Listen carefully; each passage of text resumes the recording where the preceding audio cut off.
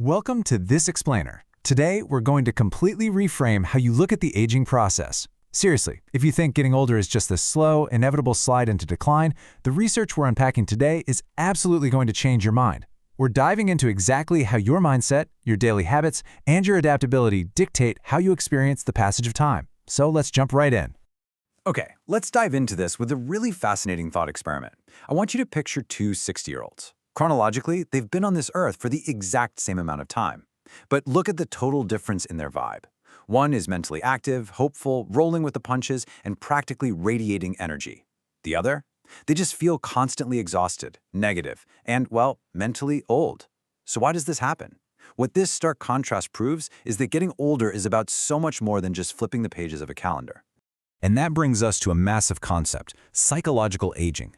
This isn't about your biological clock ticking away. It's about exactly how your mind, your emotions, your habits, your attitude, and your whole lifestyle evolve over time. Now, you might be wondering, why does this distinction even matter? Because your psychological aging is heavily influenced by your daily behavior and your mindset. By looking at it this way, we're isolating the exact things in life that you actually have control over. Moving to Section 1, Beyond Your Chronological Age. Let's break down the exact mechanics of aging to show where your sphere of influence truly lies. You see, aging actually breaks down into four completely different types. Right at the top is chronological age, your actual years. That's fixed, right? You can't change it. But consider the next three. Biological age is how healthy your body actually is, which is driven by sleep, diet, and stress. Then there's psychological age, which is how old you feel mentally and emotionally, fueled by your curiosity and flexibility. And finally, social age. This is the role society expects you to play, like that outdated myth that you're too old to start a business.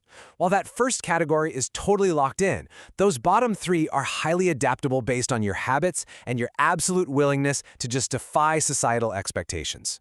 Section 2. How the brain actually ages. It's time to address those common fears about cognitive decline head-on and prep for a major shift in perspective. Now, what's really interesting about this is how our brain power actually shifts.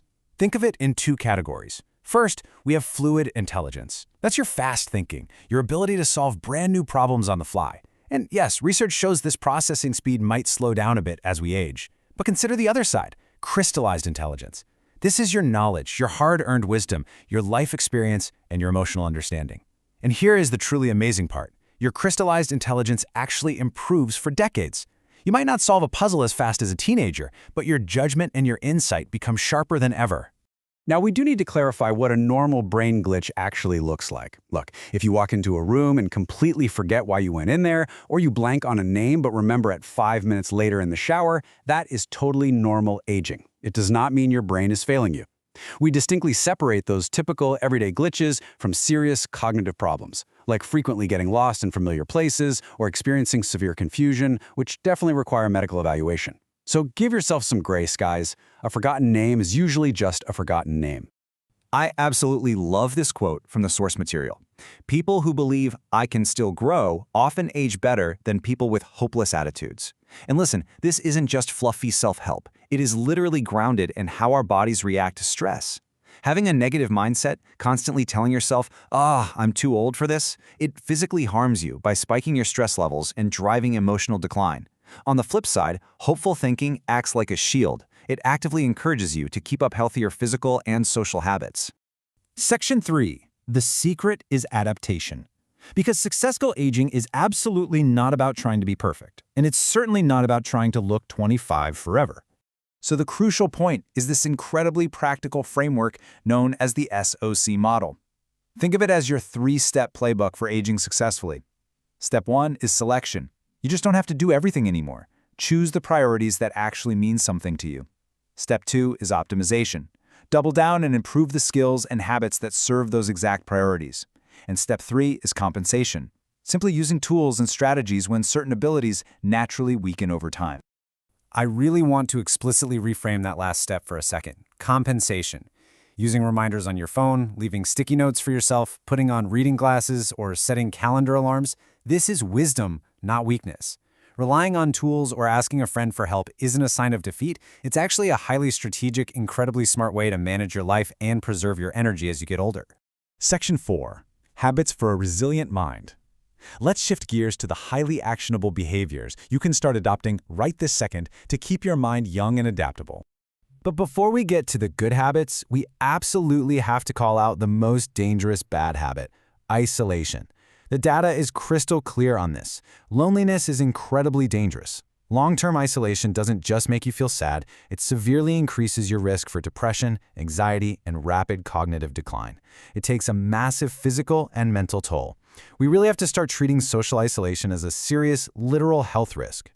And the ultimate antidote to that isolation? It's meaning and purpose. Whether that's helping others, teaching a younger generation, leaning into your faith, or just dedicating time to learning a cool new skill. Feeling useful is profoundly protective for your mental health. Honestly, even the smallest social interactions, like a quick chat with your barista or volunteering once a month, act as a fortress protecting your psychological age.